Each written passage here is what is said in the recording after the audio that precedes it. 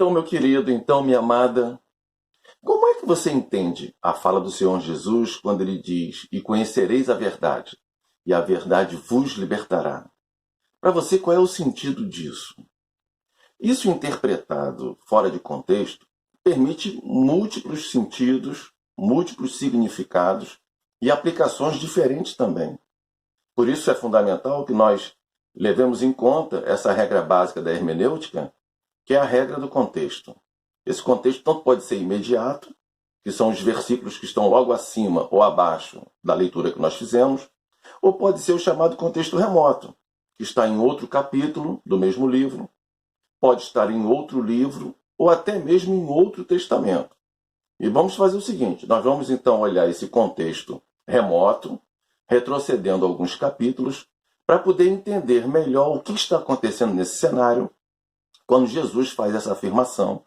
Bem, nós temos que voltar pelo menos até o capítulo 5, porque há um cenário, há um ambiente de choque, de confronto com os judeus, que tem o seu clímax, tem o seu ápice, lá no capítulo 8. O que está acontecendo no capítulo 5? Jesus está em Jerusalém e ele cura um homem que era paralítico. E ele faz isso num dia de sábado, e para agravar a situação, ele ainda se declara igual a Deus, porque ele diz que Deus é o seu Pai. Os judeus ficam revoltados, ficam transtornados com isso, a ponto de querer matá-lo, mas não conseguem fazer isso. E o capítulo 5 termina assim. No capítulo 6, Jesus não está mais na Judéia, ele está agora na Galileia. E lá na Galileia ele opera um milagre extraordinário, ele multiplica pães e peixes. E em seguida, não nesse momento em que ele faz a multiplicação, mas em seguida o texto menciona uma sinagoga em Cafarnaum, que era na Galileia, e ali Jesus profere um discurso, que é considerado um discurso muito duro pelos seus ouvintes, ao ponto de muitos até decidirem abandoná-lo, não serem mais seus discípulos. Os judeus ficam também sentidos com essa fala de Jesus, mas eles não chegam ao ponto de querer matar Jesus. Eles murmuram contra Jesus, mas fica somente nesse limite. Quando nós chegamos no capítulo de número 7, Jesus está de volta em Jerusalém. Ele volta à Judéia, e isso acontece num período de festa em Jerusalém. E durante essa festa, Jesus ele está no templo, e ele toma a iniciativa de sinalizar para os judeus de que ele sabia que os judeus queriam matá-lo. E ele faz menção da cura daquele homem lá no capítulo 5. Ele diz, olha, só porque eu operei um sinal, ou seja, curei um homem num dia de sábado, vocês querem me matar por causa disso? E Jesus então argumenta o seguinte, se vocês são cumpridores da lei de Moisés, mas é necessário que no sábado um homem seja circuncidado. Vocês fazem isso e entendem que não quebraram a lei. Mas porque eu curei um homem, vocês entendem que eu quebrei a lei? E isso aumenta a revolta dos judeus contra ele, ao ponto de agora os fariseus se envolverem também. Eles que representavam uma liderança religiosa em Israel, eles mandam servidores para prenderem Jesus. Mas eles não conseguem fazer isso. E quando termina o capítulo 7, o texto diz que cada um voltou para a sua casa. Quando nós chegamos finalmente no capítulo 8, inicialmente há um incidente envolvendo uma mulher que foi apanhada em adultério, mas o desfecho não foi aquilo o esperado pelos seus acusadores.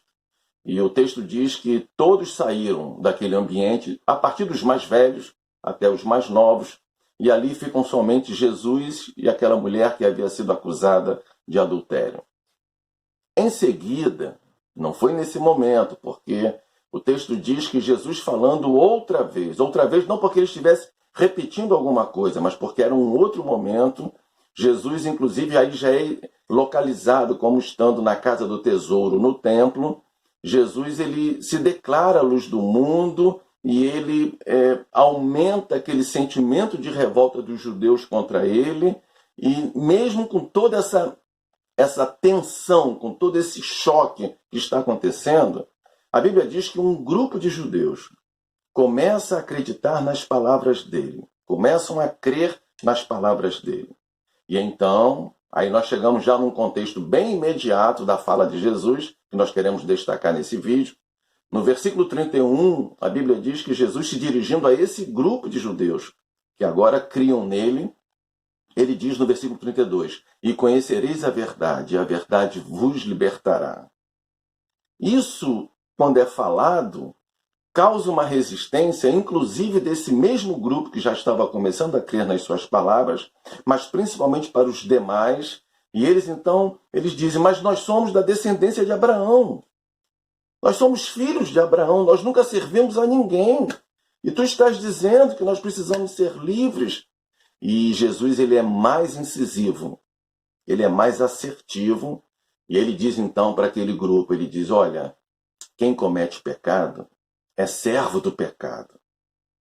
Já começa a ficar claro para a gente que Jesus não está se referindo a uma servidão ou uma escravidão social, política ou econômica. Ele está se referindo a uma escravidão, a uma servidão espiritual.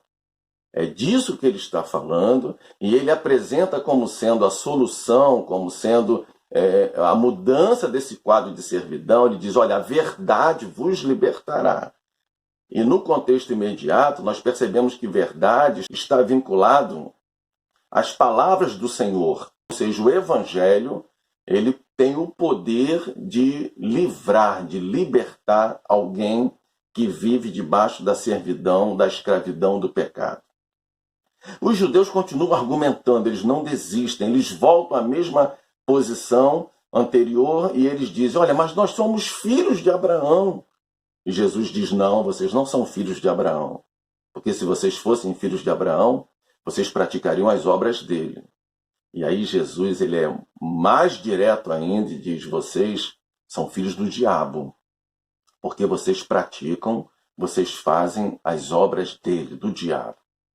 E o que Jesus apresenta como solução é o Evangelho trazendo libertação, trazendo livramento dessa servidão do pecado.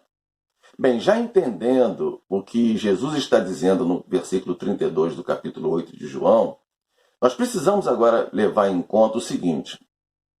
Embora na cruz do Calvário, a obra expiatória que ele realizou tenha sido completa no sentido de salvação e de livramento do pecado, mas a concretização disso no sentido de nós nos apropriarmos desse livramento, dessa libertação do pecado, nós precisamos entender que isso tem 3 tempos distintos envolvendo a nossa salvação.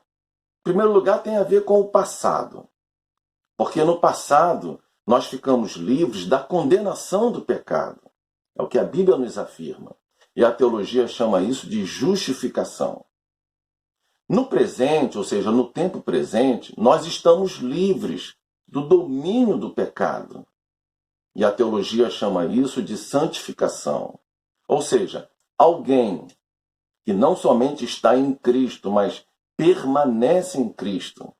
E por meio da palavra, por meio da oração, por meio da consagração. Então esta pessoa em Cristo, ela não vive mais sob a dominação, sob o domínio do pecado. Não quer dizer que essa pessoa não tem ainda uma natureza pecaminosa. Sim, ela tem. Mas essa natureza pecaminosa, ela pode ser mortificada de tal maneira que a nova natureza que nós recebemos na nossa conversão, quando nós recebemos Jesus como Salvador e Senhor da nossa vida, isso então permite que nós não vivamos mais sob o domínio do pecado, escravizados pelo pecado. E por último, em terceiro lugar, nós seremos livres do pecado no futuro quanto à presença do pecado. E isso a teologia chama de glorificação. Nós temos então esses 3 tempos distintos a serem cumpridos no sentido de nós nos apropriarmos daquilo que foi realizado na cruz do Calvário. Mas acredito que a partir dessa explanação que nós fizemos, isso pode te ajudar a entender melhor o que Jesus está dizendo ao afirmar, e conhecereis a verdade, e a verdade vos libertará. Isso não quer dizer que uma pessoa em Cristo é uma pessoa que é autossuficiente, é uma pessoa independente, é uma pessoa que não tem uma dependência de obediência e submissão a alguém, no caso, a um senhor. Não é isso que a Bíblia nos apresenta. A Bíblia nos apresenta, agora em Cristo, a condição de nós servirmos a Deus. Nós éramos servos de Satanás e agora nós servimos a Deus. É nesse sentido que o Senhor Jesus diz: e conhecereis a verdade vos libertará. Que isso para mim e para você possa indicar que em Cristo nós somos livres, nós temos a condição de dizer não para o pecado, de rejeitar o pecado, de não praticar algo que venha não somente a desagradar e entristecer, mas também venha a quebrar a lei de Deus, venha a transgredir a lei de Deus, porque em Cristo, meu querido, em Cristo, minha amada, nós somos mais do que vencedores, nós vencemos o pecado e nós então temos uma vida para testemunhar do amor de Deus e nós sermos atalaias desta verdade, levando esta salvação, levando esta oferta de salvação àqueles que ainda permanecem escravizados, ainda permanecem acorrentados pelo pecado. Portanto, nós podemos em Cristo, permanecendo nele, dizer não para o pecado e dizer sim para Deus. Dizer não para a mentira e dizer sim para a verdade. Dizer não para o erro e dizer sim para o acerto. E desta maneira, nós somos então vasos, instrumentos, nós somos canais de bênção para todos aqueles que estão à nossa volta e que podem ser alcançados pela pregação do Evangelho que nós podemos pregar, quer seja falando, quer seja e principalmente vivendo este Evangelho para a glória do Senhor. Até a próxima, queridos.